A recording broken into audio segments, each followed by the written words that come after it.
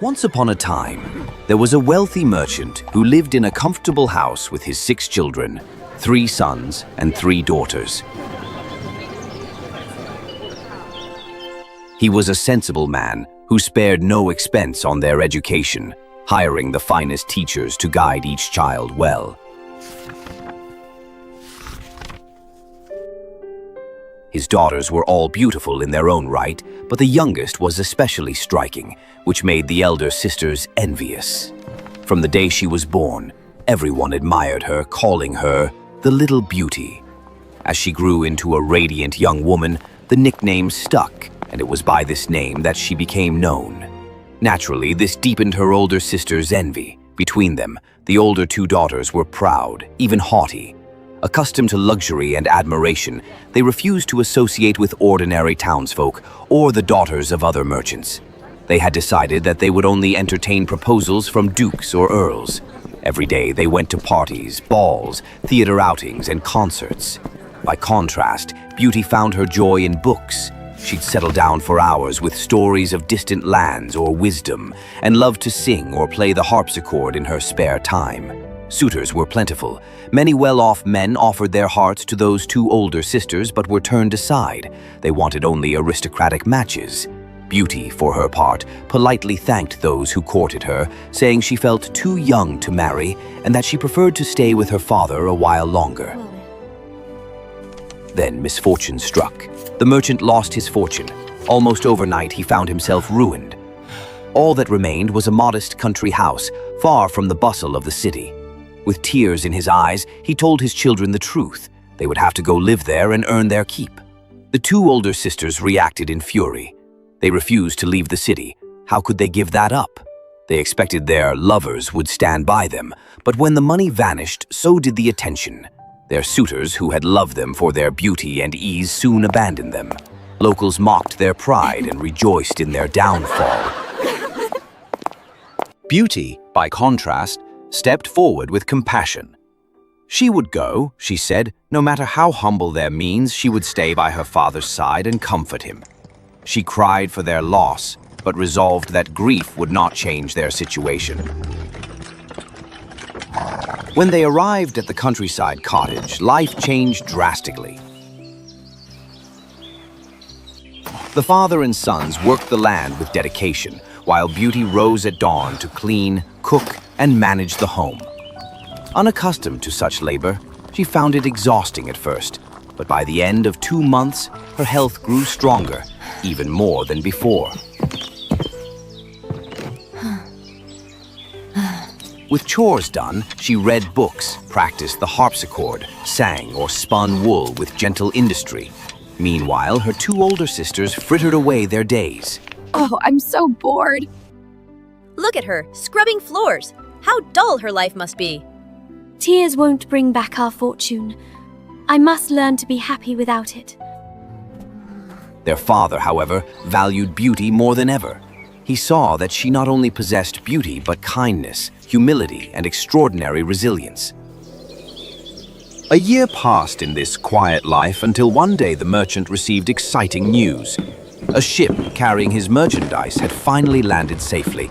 Hope returned. I demand a crimson silk gown, and I shall have ribbons and fine trinkets.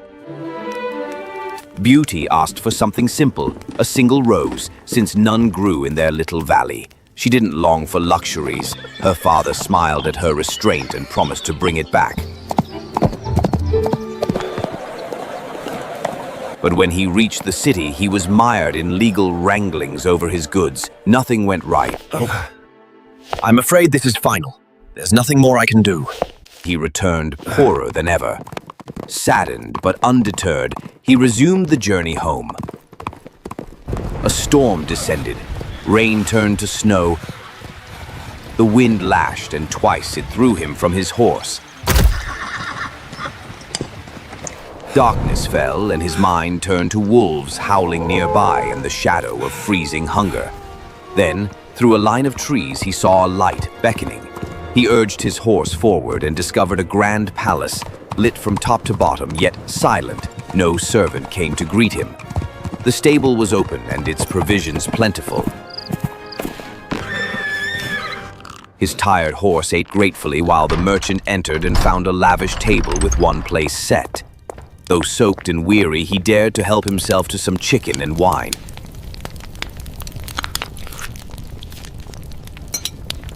And discovered a cozy bed in an upstairs chamber.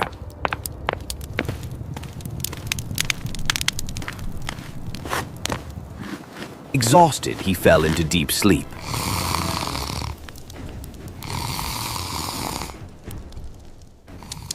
When he woke late the next morning, he discovered fresh clothes laid out for him. Through the window, he saw the garden full of flowers. Full of gratitude to his invisible benefactor, he sipped chocolate and thanked Madame Fairy in whispered words. But just before he left, he remembered Beauty's wish. He stepped into the garden and plucked a single rose. Ungrateful man! I gave you shelter, and you steal my rose? You shall die. Please, sir. It was for my daughter, who asked for nothing else. I cannot let you go, unless you go and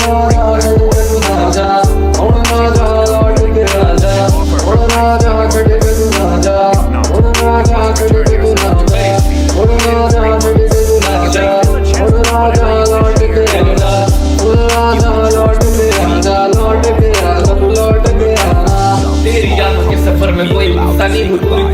तेरी तारीफों से रुकता नहीं शाही लिखावट के हर पन्ने में तकदीर है सहमासा हूँ तुझ में मानो तू ही मेरी तकदीर है क्या He told his family everything, especially Beauty, and How shall be the death of him? पुकार मेरे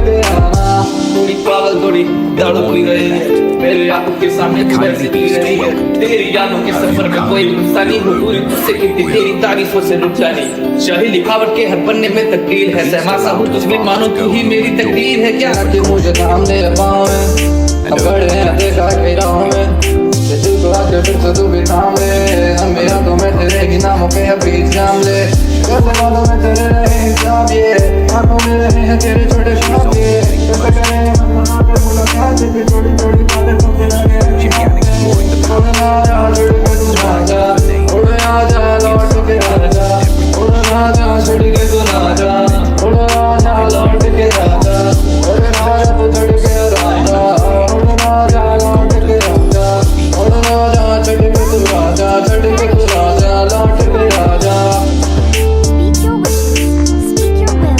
Swift obedience meets them still. She whispered that all she wished was to know about her father. And at that moment, a magical mirror showed her home. Her father had returned home safely. The palace provided a rich dinner and enchanting, silent concerts every evening. At supper, the beast came to join her. Do you find me repulsive? Yes. He confessed he was ugly and lacking wit. Your heart is what truly matters, not how you appear. She found the beast kind and observant and appreciated him for it. Every evening, the beast came, always at 9. His devotion warmed her. Yet every night he asked if she'd marry him, and every night she refused, kindly saying she valued him as a friend. Gradually, she realized she depended on his companionship, even loved it. I wish to see my father. You may, but promise to return in a week. Offering a ring. If she placed it on the bedside table before sleep, she would wake at home and return the same way. Father!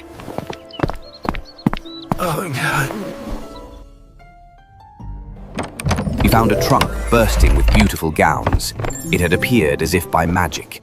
She dressed in the simplest gown. Her sisters arrived, their husbands by their side, and envied her splendor.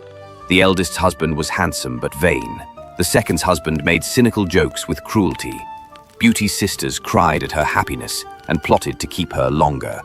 If she breaks her promise and stays longer, perhaps the beast will punish her. Let's wear her down with kindness. And when Beauty prepared to leave, their lamentation moved her to stay yet another week. Still, Beauty's heart was burdened. She loved the beast dearly and hated that he might suffer in her absence. On the 10th night, she dreamed of him dying, crippled by sorrow. She awoke, shattered. Why have I been so cruel? I cannot live without him. She placed the ring back on the table, went to sleep, and awoke in the beast's palace, overwhelmed with relief. That evening, she dressed in her finest gown to greet him. When the clock struck 9, he did not come. Panic rose, and she rushed through the castle distraught.